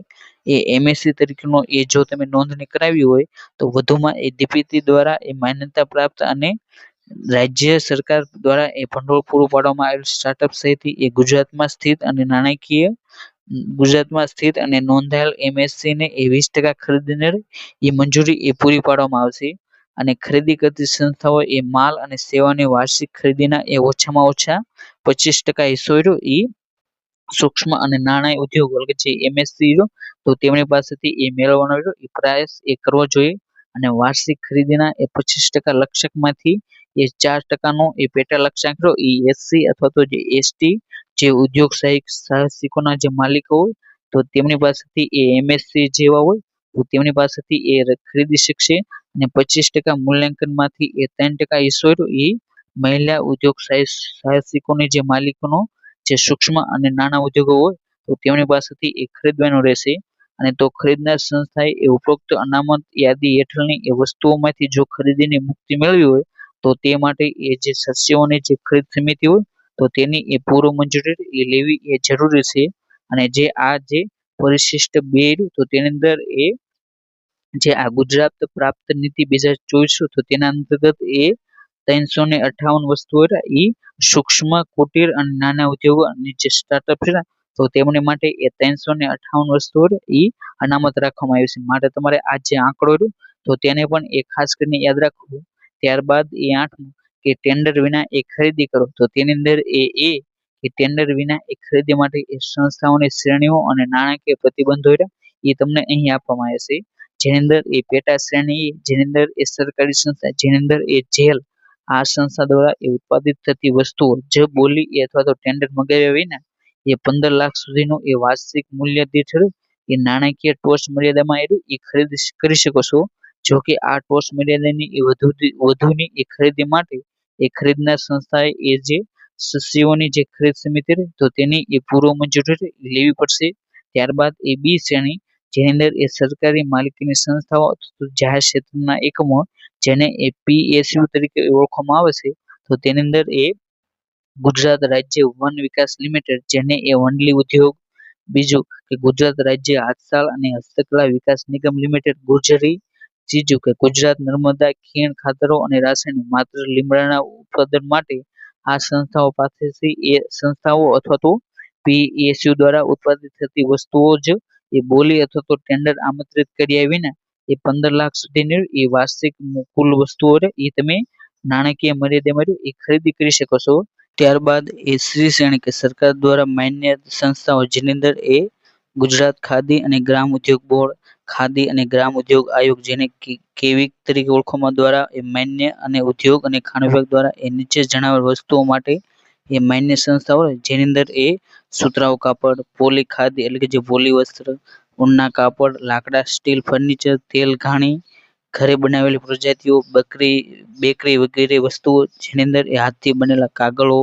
સાબુ, ખાદ્ય તેલમાંથી બનાવેલ, સસ્તું ફ્લાઇટ સેન્ટ જેની અંદર એ ચામડા ઉદ્યોગ અને ચામડાના ઉદ્યોગમાંથી એ બનાવેલી વસ્તુઓ, ફૂટવેર, બીજું ઉદ્યોગ અને ખાણ વિભાગ દ્વારા એ ગુજરાત સરકાર દ્વારા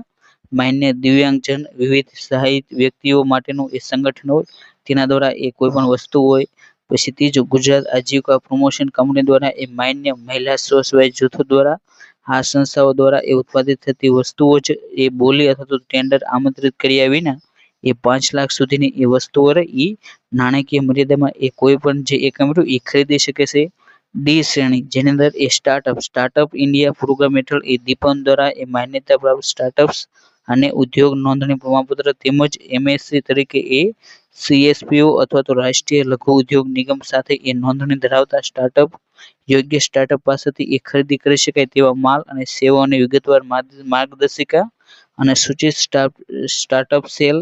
ઉદ્યોગ કમિશનરેટ દ્વારા પ્રકાશિત કરવામાં આવશે અને આ શ્રેણીમાં એ ઉલ્લેખિત સ્ટાર્ટઅપ દ્વારા એ ઉત્પાદિત થતી વસ્તુઓ જ એ બોલી અથવા તો ટેન્ડર આમંત્રિત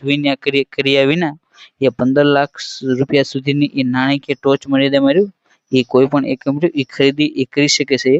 તમારે અહીં જે દરેક શ્રેણી અંદર એ કેટલા લાખ સુધીની એ કોઈ પણ રકમની એ ટેન્ડર વિના એ ખરીદી કરી શકે તે રકમ રહી એ તમારે યાદ રાખી જેને 15 લાખ 15 લાખ 5 લાખ અને 15 લાખ તે તમારે એ રકમ રહી એ ખાસ કરીને યાદ રાખવી. ત્યારબાદ એ બી જેની અંદર એ ટેન્ડર વિના એ ખરીદી માટેની અન્ય શરતોની વાત કરીએ તો તેની અંદર એ પહેલી શરત કે શ્રેણી એ અને બી માટે એ સંસ્થાના વડા અને શ્રેણી સી માટે એ સંબંધિત મંજૂરી આપતી સત્તા દર વર્ષની એ 10 એપ્રિલ પહેલા આ સંસ્થાઓ એક પીએસયુ વસ્તુની એ મુજબ એ વાર્ષિક ઉત્પાદન ક્ષમતાનું પ્રમાણપત્ર એ જારી કરવું પડશે. બીજી શરત કે શ્રેણી સીમાં આવતી સંસ્થાઓ માટે આવી સંસ્થાઓની માન્યતા અને મંજૂરી માટે એ પાત્રતા માપદંડ સંબંધિત મંજૂરી આપતી સત્તા તે એ જારી કરવામાં આવશે. સી શરત એ ખરીદ કરતા સંસ્થાની જવાબદારી રહેશે કે તેવી સંસ્થાઓ પાસેથી કરવામાં આવેલ વાર્ષિક ખરીદીનો ડેટા જેમાં વસ્તુઓ જથ્થો અને ખરીદીનું મૂલ્યાંકન આગામી નાણાકીય વર્ષની એ છેલ્લી તારીખ 30 એપ્રિલ સુધીમાં એ ઉદ્યોગ અને ખાણ વિભાગ અને ઉદ્યોગ કમિશનરેટ તો તેને એ સુપરત કરવાનું રહેશે. ડી શરત કે કેટેગરી એ બી સી ડી હેઠળની સંસ્થાઓની જવાબદારી રહેશે કે તેઓ એ તમામ સરકારી ખરીદ સંસ્થાઓને એ કરવામાં આવેલ વાર્ષિક વેચાણનો ડેટા જેમાં વસ્તુઓ જથ્થા અને વેચાણનું મૂલ્ય એ સમાવેશ થાય છે તે આગામી નાણાકીય વર્ષની 30 એપ્રિલ સુધીમાં એ ઉદ્યોગ અને ખાણ વિભાગ અને ઉદ્યોગ કમિશનરેટ તો તેને અહેવાલ એ સુપરત કરવાનો રહેશે. ત્યારબાદ એ શરત કે કેટેગરી ડી હેઠળના સ્ટાર્ટઅપ માટે એ ખરીદ કરતા એન્ટિટી ખાતરી કરશે કે જો કોઈ અન્ય લાયક સ્ટાર્ટઅપ સમાન માલ અને સેવાઓ ઓફર કરી રહ્યું હોય તો ખરીદ કરતા એન્ટિટી ઓર્ડર આપતા પહેલા આવા તમામ લાયક સ્ટાર્ટઅપ પાસેથી એ ભાવપત્ર એ મંગાવવાનું એ રહેશે. ત્યારબાદ એ 9મું પ્રકરણ કે બ્રાન્ડેડ વસ્તુની ખરીદી અને પ્રોપ્રાઇટરી આર્ટિકલ સર્ટિફિકેટ જેને ટૂંકમાં એ પીએસસી તરીકે એ ઓળખવામાં આવે છે. જેની અંદર એ આપણે વાત કરીએ કે સંબંધિત વિભાગના એ સચિવ મુખ્ય સચિવ આસિસ્ટન્ટ અધિક મુખ્ય સચિવનું પ્રમાણપત્ર અને બ્રાન્ડેડ વસ્તુઓ ખરીદવા માટે એ બજેટ જોગવાઈ અને વહીવટની મંજૂરીની નકલ એ આપવી એ જરૂરી છે. ત્યારબાદ એ બીજી શરત કે બ્રાન્ડેડ વસ્તુઓ ખરીદવા માટે એ એચઓડીની એ ટેકનિકલ સમર્થન અને સ્પષ્ટ ભલામણ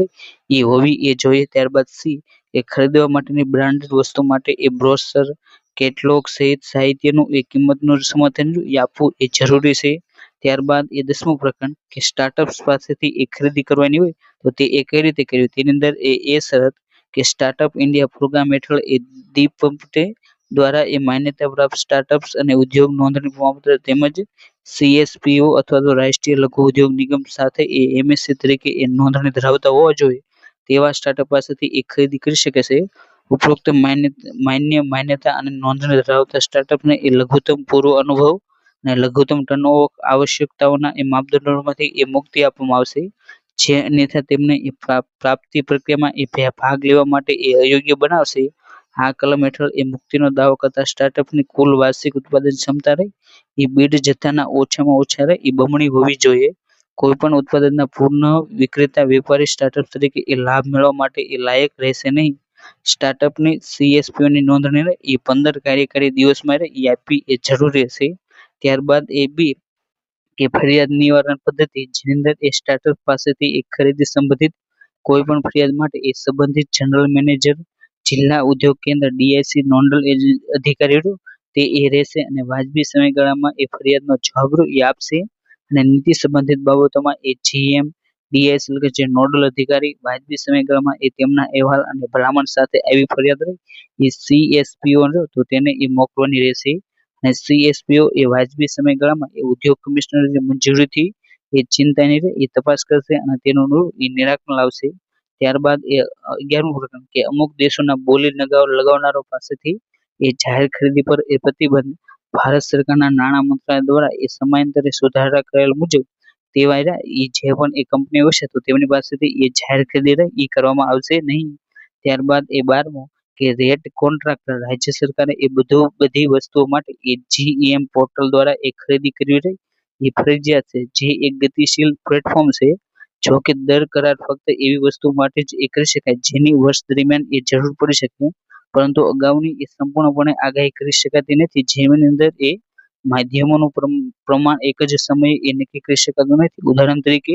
ચોમાસાની ઋતુમાં એ ભારે વરસાદને કારણે એ પાણી ભરાઈ જવાના કિસ્સામાં એ વહીવટતંત્ર દ્વારા એ પાણી કાઢવાના પંપ માટે એ દર કરારની એ જરૂર પડી શકે છે. વધુમાં દર કરાર માટે એ સચિવ ખરીદ સમિતિ SPC તો તેની અથવા તો સક્ષમ સર્વોચ્ચતમ અધિકારી તેની એ પૂર્વ મંજૂરી લેવી એ જરૂરી છે. અને આવા રેટ કોન્ટ્રાક્ટરની એ મહત્તમ માન્યતા એ 1 વર્ષથી એ વધુ ન હોવી જોઈએ અને તેમને એ ટેન્ડર ફી, EMD અને સિક્યુરિટી ડિપોઝિટ અને રેટ કોન્ટ્રાક્ટરને એ અંતિમ સ્વરૂપ આપવા માટે એ સંલગ્ન જે ખરીદ સમિતિ રહી તો તેની મંજૂરી કુલ રકમના આધારે એ નક્કી કરવામાં આવશે. ત્યારબાદ એ 13મું કે ખરીદ સમિતિઓ અને નાણાકીય સત્તાઓનું એ સોંપણી, જેની અંદર એ આપણે વાત કરીએ કે તમામ પ્રકારના માલ અને સેવાઓની ખરીદીને એ અંતિમ સ્વરૂપ આપવા માટે નીચે મુજબ એ સંબંધિત ખરીદ સમિતિઓની રહી તો તેમની એ મંજૂરી એ લેવાની રહેશે અને દરેક ખરીદ સમિતિની એ બેઠકોમાં CSPO અધિકારીઓની એ ભાગીદારી એ ફરજિયાત રાખવામાં આવી છે. તો તમારે આ જે CSPO અધિકારી તેનું નામ એ તમારે ખાસ યાદ રાખવું. ત્યારબાદ એની અંદર સમિતિઓ જે ખરીદ સમિતિઓ રહે તેની અંદર એ વાત કરીએ તો તેની અંદર એ સૌથી પહેલી ડિસ્ટ્રિક્ટ લેવલ પરચેસ કમિટી, જેને ટૂંકમાં એ DLPC કહેશે, તો તેના એ ચેરમેન એ હેડ ઓફ ડિસ્ટ્રિક્ટ ઓફિસ તે તેના એ ચેરમેન હોય છે. એટલે તમારે અહીં જે સમિતિ રહી તો તેના એ મેમ્બર કયા છે અને તેની અંદર જે ઇન્વાઇટ મેમ્બર, પછી મેમ્બર સેક્રેટરી તે એ કોણ હોય છે તે જ તમારે યાદ રાખવું. જેની અંદર એ ડિસ્ટ્રિક્ટ લેવલ પરચેસ કમિટી રહે તો તેની અંદર એ chairman head of district office એટલે જિલ્લા અધિકારી તે તેના એ ચેરમેન હોય છે. જ્યારે ટેકનિકલ બાબતોનો એ વ્યક્તિ તે તેનો એ ઇન્વાઇટ સભ્ય હોય છે અને એકાઉન્ટિંગ ઓફિસર જે ડિસ્ટ્રિક્ટનો હોય તો તે તેનો એ મેમ્બર સેક્રેટરી હોય છે. ત્યારબાદ એ બીજી સમિતિ જેની અંદર એ ડિપાર્ટમેન્ટ પરચેસ કમિટી, જેને DPC તરીકે ઓળખવામાં આવશે, તેના હેડ ઓફ ડિપાર્ટમેન્ટ તે તેના એ ચેરમેન હોય છે. જ્યારે સિનિયર ઓફિસર જે ક્લાસ 1 સુધીનો હોય તો તે તેનો એ સેક્રેટરી હોય છે. પછી જે ટેકનિકલ બાબતનો જાણકાર હોય તે તેનો એ આમંત્રિત એ સભ્ય હોય છે.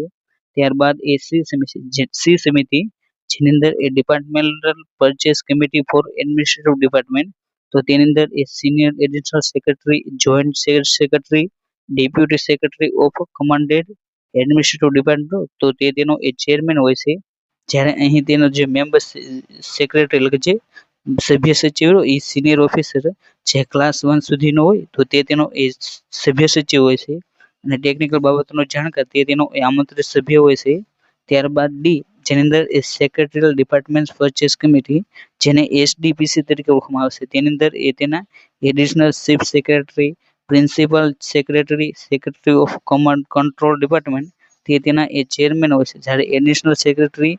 Joint secretary, deputy secretary of HOD તે તેના એ સભ્ય સચિવ હોય છે. જ્યારે ટેકનિકલ બાબતનો જાણકાર એ આમંત્રિત એ સભ્ય હોય છે. ત્યારબાદ સમિતિ જેની અંદર એ સેક્રેટરી પરચેસ સમિતિ તો તેને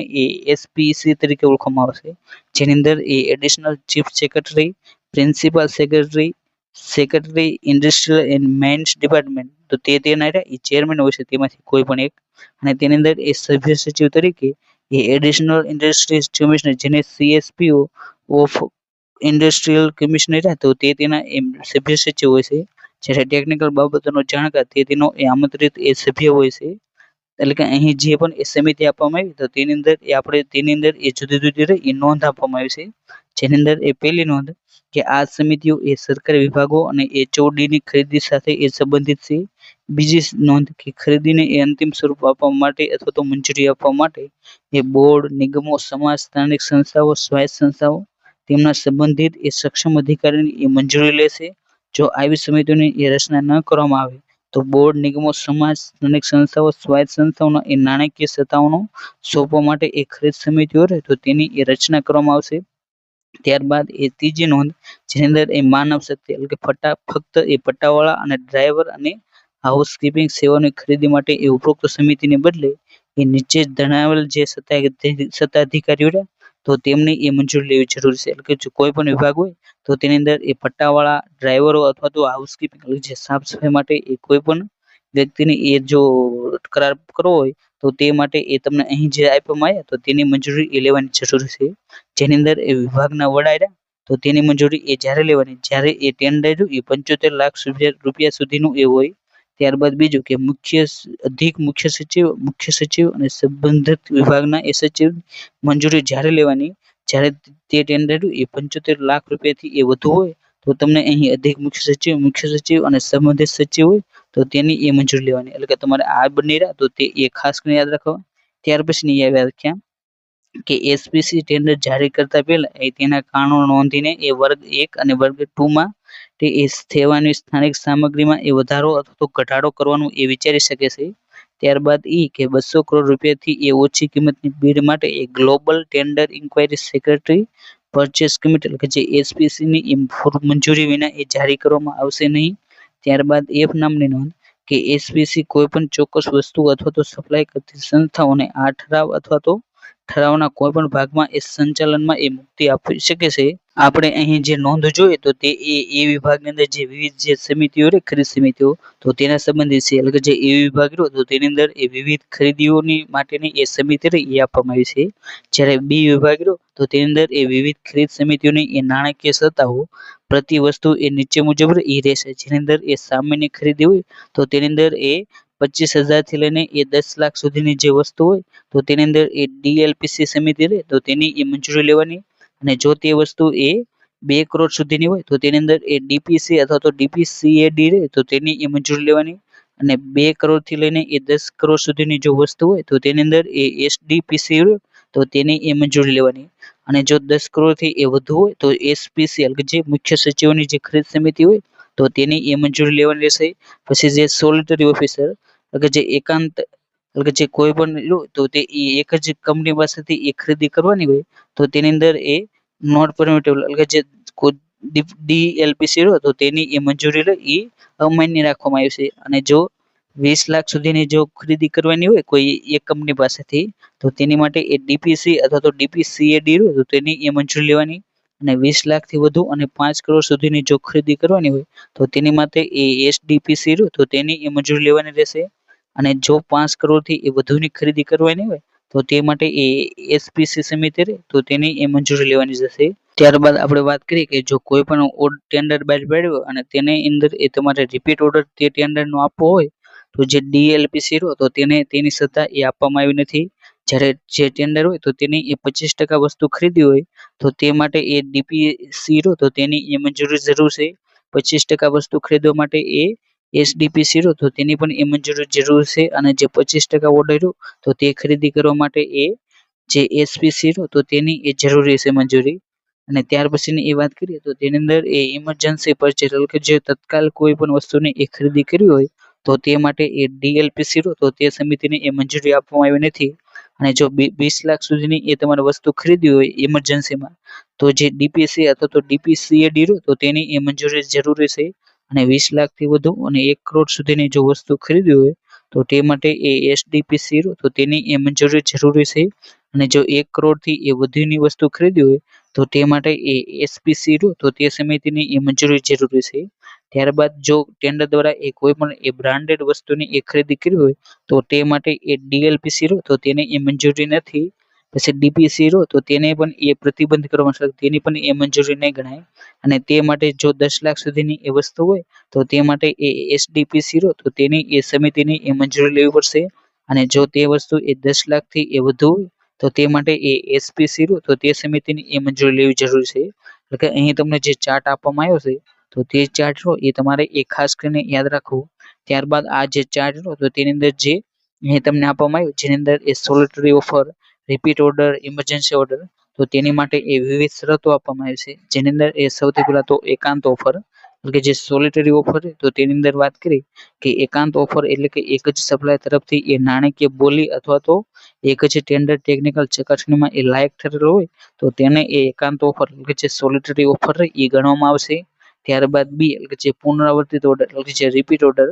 ટેન્ડર પ્રક્રિયાને અનુસર્યા વિના એ મૂળ ઓર્ડર પર સામે એ બિડર પેઢીને એ આપી શકે છે. કે જો રિપીટ ઓર્ડર એ તમને તેને જ આપી શકો જે એ ટેન્ડરમાં એ જીતેલો હોય તો તેને જ એ તમે રિપીટ ઓર્ડર એ કરી શકો છો. તેની માટેની એ શરત છે કે મૂળ ઓર્ડરની તારીખથી એ 6 મહિનાની અંદર એ ફક્ત એક જ વાર રિપીટ ઓર્ડર એ આપી શકાય છે. બીજી શરત કે મૂળ ઓર્ડર એટલે ટેન્ડર સ્વીકૃતિ પત્રના એ 25% કે તેથી વધુ તેથી 25% કે તેથી ઓછા જથ્થાની ખરીદી તે જ એ ખરીદકર્તા એન્ટિટી દ્વારા એ કરી શકાય છે જેણે એ ટેન્ડર બહાર પાડ્યું હોય. પછી ત્રીજું કે પુનરાવર્તિત ઓર્ડર હેઠળ એ વસ્તુઓ ખરીદી કચેરી પ્રમાણપત્ર રજૂ કરવું પડશે કે મૂળ ઓર્ડર હેઠળ એ ખરીદી વસ્તુઓની એ પ્રવર્તમાન કિંમત રહે તો તેની અંદર એ ઘટાડો થયો નથી અને તેની ટેકનોલોજીમાં એ કોઈ પણ અપગ્રેડ આવ્યું નથી તેનું એ પ્રમાણપત્ર એ આપવું પડશે. ત્યારબાદ સી ઇમરજન્સી ખરીદી એટલે કે જેને ઇમરજન્સી પરચેસ તરીકે પણ ઓળખવામાં આવે છે જેની અંદર એ પેલું કે જીઈએમ પોર્ટલ પરથી એ ખરીદી કરતી વખતે એ જીઈએમ પર એ પ્રવર્તમાન સૂચનાઓ અનુસાર એ કટોકટી ખરીદનો ટેન્ડર સમયગાળો એ રાખવો પડશે. જો ટેન્ડર એ જીએમપી પોર્ટલની બહાર એ 15 દિવસથી ઓછા સમય માટે એ પ્રકાશિત થાય છે તો તેને એ રોગચાળો કુદરતી આફતો રમખાણો વગેરે જેવા અસાધારણ સંજોગોમાં એ કટોકટી ખરીદી ગણવામાં આવશે અને સંબંધિત વહીવટ વિભાગના એ સચિવ ટેન્ડર પ્રકાશનનો સમયગાળો એ 15 દિવસથી ઓછો રાખવા માટે એ કટોકટી ખરીદ પ્રમાણપત્રમાં એ ખરીદીની ખાસ પરિસ્થિતિઓ અને યોગ્યતાનો એ ઉલ્લેખ એ કરવાનો રહેશે. ત્યારબાદ બીજું કે કટોકટી ખરીદી માટે એ પ્રકાશિત ટેન્ડરનો એ મહત્તમ સમયગાળો એ 30 દિવસની અંદર એ તેને અંતિમ સ્વરૂપ એ તમારે એ આપવાનું રહેશે. ત્યારબાદ ત્રીજું કે મહામારી કુદરતી આફતો વગેરે જેવા અસાધારણ સંજોગોમાં એ ખરીદ કરતા સંસ્થા ગુજરાતની અન્ય ખરીદકર્તા સંસ્થા દ્વારા એ અમલમાં મુકાયેલ કરાર અથવા તો ખરીદી ઓર્ડરના કુલ મૂલ્યના 50% સુધી એ કટોકટીને એ ખરીદી કરી શકે છે. શરત એ છે કે કરાર અથવા તો ઓર્ડર એ છેલ્લા 3 મહિનામાં અમલમાં મુકાયેલો હોવો જોઈએ. આવા કિસ્સાઓમાં એ મૂળ ખરીદકર્તા સંસ્થા પાસેથી એ પૂર્વ મંજૂરી તેમને એ લેવી પડશે. ત્યાર પછી એ 14મું પ્રકરણ જેની અંદર એ સામાન્ય જોગવાઈ તો તેની એ વાત કરવામાં આવી છે. તેની અંદર એ બધી ખરીદ કરતી સંસ્થા માટે એક ગવર્મેન્ટ ઈ માર્કેટ પ્લેસ જેને ટૂંકમાં જીઈએમ દ્વારા એ માલ અને સેવાઓ ખરીદી કરવી એ ફરજિયાત છે. ત્યારબાદ બીજું કે 1 લાખથી એ વધુ કિંમતના માલ કે સેવાની ખરીદી એ ફક્ત ઈ ટેન્ડર દ્વારા જ એ કરવામાં આવશે જેમાં એ જીઈએમ પોર્ટલ દ્વારા એ ખરીદીનો તેનો પણ એ સમાવેશ કરવામાં આવશે. ત્યારબાદ સી કે ખરીદ કરતા એન્ટિટી એવા માલની ખરીદી માટે એ બીઆઈએસ ઉત્પાદન સ્પષ્ટીકરણનો એ અપનાવશે જેના માટે એ આવા બીઆઈએસ સ્પષ્ટીકરણ તે એ ઉપલબ્ધ છે. ત્યારબાદ એ ડી કે ઈ ટેન્ડરનો સમયગાળો એ ઓછામાં ઓછો 15 દિવસનો એ રહેશે. કટોકટી ખરીદીના કિસ્સા સિવાય એ ટેન્ડરનો જે સમયગાળો એ 15 દિવસનો એ ઓછામાં ઓછો રાખવામાં આવશે. જીએમ દ્વારા એ ખરીદીના કિસ્સામાં એ ટેન્ડરનો સમયગાળો એ ગવર્મેન્ટ ઈ માર્કેટ પ્લેસ તો તેની જોગવાઈ મુજબ એ રાખવાનો રહેશે. ત્યારબાદ એ 15મું પ્રકરણ જેની અંદર એ અમલીકરણ તો તેની એ વાત કરવામાં આવી છે એટલે કે જે આ ગુજરાત રાજ્ય પ્રાપ્ત નીતિ 2024 તો તેનો અમલીકરણ એ 1 એપ્રિલ 2024 થી એ સમગ્ર ગુજરાતમાં એ તેનો અમલ થશે અને નવી અથવા સુધારેલ નીતિની એ જાહેરાત ન થાય ત્યાં સુધી આ જે નીતિ રહે તે એ કાર્યરત રહેશે. એ તમારે યાદ રાખવું એટલે કે જે આજનો આ જે વિડીયો તો તેની અંદર એ ગુજરાત પ્રાપ્ત નીતિ 2024 તો તેની એ સંપૂર્ણ વાત કરી. તો તેની અંદર જે મહત્વના જે ટૂંકનામ આપવામાં આવે છે તો તેની અંદર વાત કરી તો તેની અંદર જે એસીએસ તો તેનું ફૂલ ફોર્મ એ એડિશનલ ચીફ સેક્રેટરી તે તેનું એ ફૂલ ફોર્મ થાય છે. જ્યારે બીએએસ તો તેનું full form A bureau of Indian standards તે તેનું એ ફૂલ ફોર્મ થાય છે. પછી સીએસપીઓ તો તેનું ફૂલ ફોર્મ એ સેન્ટ્રલ સ્ટોર પરચેસ ઓર્ગેનાઇઝેશન તે તેનું એ ફૂલ ફોર્મ થાય છે. ત્યારબાદ એ ડીઆઈસી ડિસ્ટ્રિક્ટ ઇન્ડસ્ટ્રી સેન્ટર તે તેનું એ ફૂલ ફોર્મ થાય છે. પછી ડીએલપીસી તો તેનું ફૂલ ફોર્મ એ ડિસ્ટ્રિક્ટ લેવલ પરચેસ કમિટી. પછી ડીપીસી તો તેનું ફૂલ ફોર્મ એ ડિપાર્ટમેન્ટ પરચેસ કમિટી. પછી ડીપીસીએડી તો તેનું ફૂલ ફોર્મ એ department purchase committee administrative department. પછી ડીપીઆઈઆઈટી તો તેનું ફૂલ ફોર્મ એ department for promotional of industry and internal trade તેનું ફૂલ ફોર્મ થાય છે જે તમારે એ ખાસ કરીને યાદ રાખવું. પછી ઈએમડી તો તેનું ફૂલ ફોર્મ એ અર્નેસ્ટ મની ડિપોઝિટ તે તેનું એ ફૂલ ફોર્મ થાય છે. પછી એફડીઆઈ ફોરેન ડાયરેક્ટ ઇન્વેસ્ટમેન્ટ તેનું ફૂલ ફોર્મ થાય છે. પછી જીઈએમ તો તેનું ફૂલ ફોર્મ એ ગવર્મેન્ટ ઈ માર્કેટ પ્લેસ તેનું એ ફૂલ ફોર્મ થાય છે. અને જેરું એ હવારનવાર એ પૂછેલું છે. પછી જીએફઆર તો તેનું ફૂલ ફોર્મ એ જનરલ ફાઇનાન્સ રૂલ. પછી એચઓડીએસ તો તેનું ફૂલ ફોર્મ એ હેડ ઓફ ડિપાર્ટમેન્ટ તેનું એ ફૂલ ફોર્મ થાય છે. પછી કેવીઆઈસી તો તેનું full form A khadi and village industry commission તેનું એ ફૂલ ફોર્મ થાય છે. પછી એમએસી તો તેનું full form A micro and small enterprise. પછી એમએસએમઈડી એક્ટ તો તેનું full form A micro small and medium enterprise development act. પછી એનએસઆઈસી તો તેનું ફૂલ ફોર્મ એ નેશનલ સ્મોલ ઇન્ડસ્ટ્રી કોર્પોરેશન. પછી ઓઈએમ તો તેનું ફૂલ ફોર્મ એ ઓર્ગેનાઇઝેશન ઇક્વિપમેન્ટ મેન્યુફેક્ચર તેનું એ ફૂલ ફોર્મ થાય છે. પછી પીએસસી તો તેનું ફૂલ ફોર્મ એ પ્રાઇમરી આર્ટિકલ સર્ટિફિકેટ તેનું એ ફૂલ ફોર્મ થાય છે. પછી પીબીજી તો તેનું ફૂલ ફોર્મ એ પરફોર્મન્સ બેંક ગેરંટી તેનું એ ફૂલ ફોર્મ થાય છે. પછી પીએસસી તો તેનું ફૂલ ફોર્મ એ પબ્લિક સેક્ટર એન્ટરપ્રાઇઝ. પછી પીએસયુ તો તેનું ફૂલ ફોર્મ એ પબ્લિક સેક્ટર યુનિટ તેનું એ ફૂલ ફોર્મ થાય છે. પછી એસડીપીસી તો તેનું ફૂલ ફોર્મ એ સેક્રેટરીયલ ડિપાર્ટમેન્ટ પરચેસ કમિટી. પછી એસપીસી તો તેનું ફૂલ ફોર્મ એ સેક્રેટરી પરચેસ કમિટી. પછી યુએલબીએસ તો તેનું ફૂલ ફોર્મ એ અર્બન લોકલ બોડીઝ તેનું એ ફોર્મ થાય છે. એટલે કે અહીં તમને જે પણ એ ફૂલ ફોર્મ આપવામાં આવે છે તે તમારે એકવાર જોઈ લેવા અને તેને એ ખાસ કરીને યાદ રાખી લેવા. અને આજનો આ જે વિડીયો હતો તો તેની અંદર એ આપણે ટેન્ડર અને ખરીદી પ્રક્રિયા સંબંધિત એ જે તમામ માહિતી હતી જે મેન્સ પરીક્ષામાં એ પૂછાઈ શકે છે તે તમામ માહિતી એ જોવાનો પ્રયત્ન કર્યો. અને જો તમે પણ એ મેન્સની એ સારા માર્ક મેળવવા માંગતા હોય તો આરટીઆઈ એક્ટ 2005 જોઈ લો, જેની અંદર તેના મહત્વના પ્રકરણો, મહત્વની કલમો અને અગાઉ પૂછેલા પ્રશ્નો એ તમને મળી જશે. પછી યુનિવર્સિટી કોમન એક્ટ 2023 તેને પણ એ જોઈ લો. અને તેની સાથે એ યુજીસી 2018 નો રેગ્યુલેશન એક્ટ જેની અંદર એ મહત્વની કલમો, નિમણૂકો, રજાના પ્રકારો તે તમારે એ ખાસ કરીને યાદ રાખવા. અને આ ત્રણેય વિડીયો જોવાની લિંક એ તમને જે આ વિડીયો તો તેના ડિસ્ક્રિપ્શન બોક્સમાં મળી જશે, તો ત્યાંથી તેને એકવાર અવશ્ય જોઈ લો. અને અહીં જે આપણે લેક્ચર લીધો તો તેની એ જો તમે પીડીએફ મેળવવા માંગતા હોય તો તે પીડીએફ આપણી જે ટેલિગ્રામ ચેનલ છે આરુ લર્નિંગ તેની અંદર એ મૂકી દેવામાં આવી છે, તો ત્યાં જઈને તેને ડાઉનલોડ કરી શકો છો. અને જો તમે એ મેન્સ પરીક્ષા માટે એ આવા જ એ મહત્વના ટોપિકના એ વિડીયો જોવા માંગતા હોય તો તમે એ આપણે જે આરુ લર્નિંગ જે યુટ્યુબ ચેનલ તેને પણ એ સબસ્ક્રાઇબ કરી શકો છો. અને thank you for watching video. જય હિન્દ, જય ભારત.